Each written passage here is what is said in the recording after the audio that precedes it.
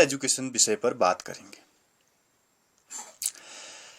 शारीरिक शिक्षा व्यक्ति के व्यक्तित्व का संपूर्ण विकास करती है, जिसके अंतर्गत व्यक्ति का शारीरिक विकास, मानसिक विकास, सामाजिक विकास और बौद्धिक विकास होते हैं।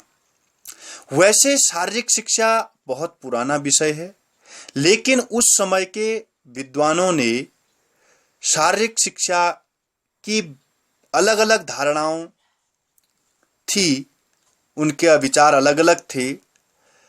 कुछ विद्वान मानव तन और मन को अलग अलग मानते थे, लेकिन आधुनिक शिक्षाविदों ने वैज्ञानिक खोजों के आधार पर यह सिद्ध कर दिया कि मानव तन और मन को अलग अलग नहीं किया जा सकता है। मानव मन और तन को एक दूसरे से अलग नहीं किया जा सकता है। तभी तो हम कह सकते हैं कि स्वस्थ मन सदैव स्वस्थ तन में निवास करता है। इसी स्वस्थ मन स्वस्थ तन में निवास करता है, इस विचारधारा को हम इन उदाहरणों से स्पष्ट कर सकते हैं। जैसे हम इस प्रकार इसको स्पष्ट करें कि शरीर और मन का अस्तित्व संभव है, अलग अलग संभव नहीं है।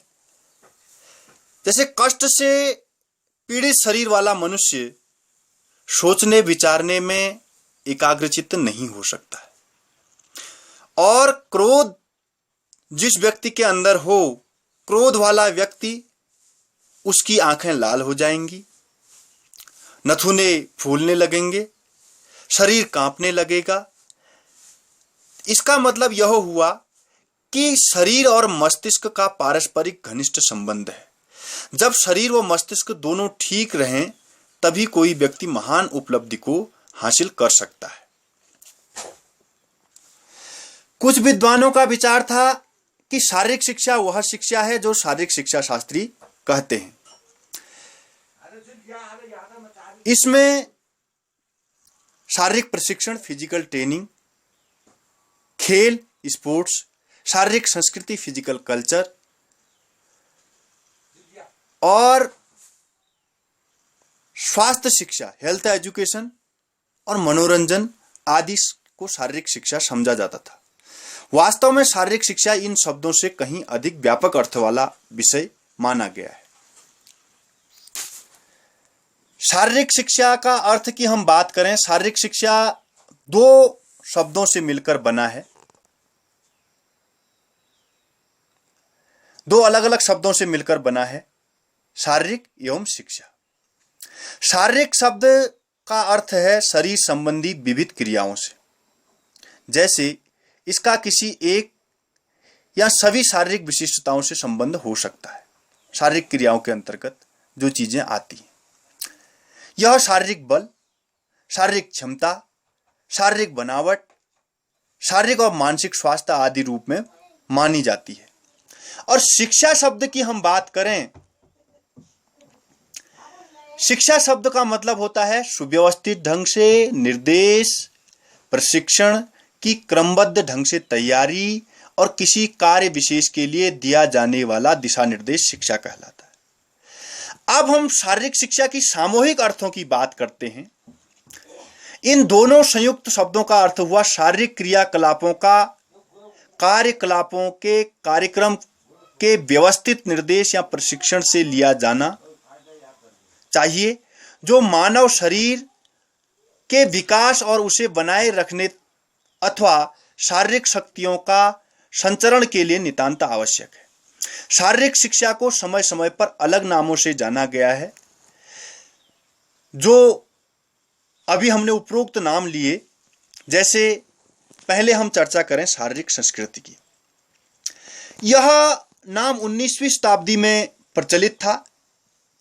इसमें भार उठाने की क्रियाओं को कराया जाता था, और ताकि शारीरिक सौंदर्य को प्राप्त किया जा सके शारीरिक संस्कृति के अंतर्गत।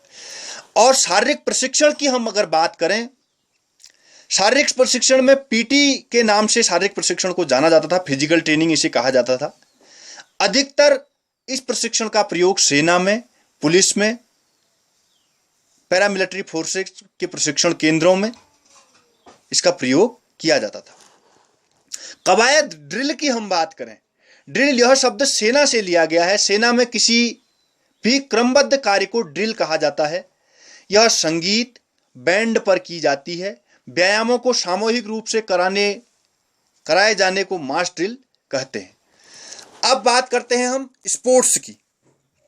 स्पोर्ट्स क्या है दोस्तों? विशाल अर्थ वाला शब्द है। ये शारीरिक शिक्षा न होकर शारीरिक शिक्षा का कार्यक्रम के अंतर्गत आता है। अब बात करते हैं जिम्नास्टिक की। जिम्नास्टिक में कौन सी चीजें आती हैं? यह शब्द यूरोप की देन है। इसे खेलों की जननी कहा जाता है। द मदर ऑफ स्पोर्ट्स भी जिम्नास्टिक को कहते हैं और एथलेटिक्स को खेलों की रानी कहते हैं। अब निष्कर्ष रूप में अगर हम शारीरिक शिक्षा के अर्थ की बात करें, जो उपयुक्त हमने उपरोक्त विवेचन किया, आधुनिक संदर्भ में शारीरिक शिक्षा अधिक व्यापक अर्थ यह है एवं हमारे दैनिक जीवन के संबंध में सार्थक अर्थ रखती है। शारीरिक शिक्षा, शारीरिक शिक्षा वह शिक्षा है जो शारीरिक विकास के साथ शुरू होती है और मानव जीवन को संपूर्णता की ओर ले जाती है, जिसके फलस्वरूप वह हष्टपुष्ट और मजबूत शरीर, अच्छे स्वास्थ्य, मानसिक स्फूर्ति, सामाजिक एवं भावनात्मक संतुलन रखने वाला व्यक्ति बन जाता है। ऐसा चुनौतियों से प्रभावी तरीके से लड़ने में सक्षम होता है ऐसा व्यक्ति, एवं अधिक सार्थक एवं उद्देश्यपूर्ण तरीके से उसका सामना करने के योग्य बनता है। अतः ऐसे व्यक्ति को शारीरिक शिक्षित व्यक्ति कहा जाता है। अंत में हम स्पष्ट कर सकते हैं कि शारीरिक शिक्षा व्यक्ति के व्यक्तित्व का संपूर्ण विकास करने वाली, व्यक्ति के व्यक्तित्व का चहुमुखी विकास करने वाली, व्यक्ति के व्यक्तित्व का समसामयिक विकास करने वाली शिक्षा जो है शारीरिक शिक्षा कहलाती है।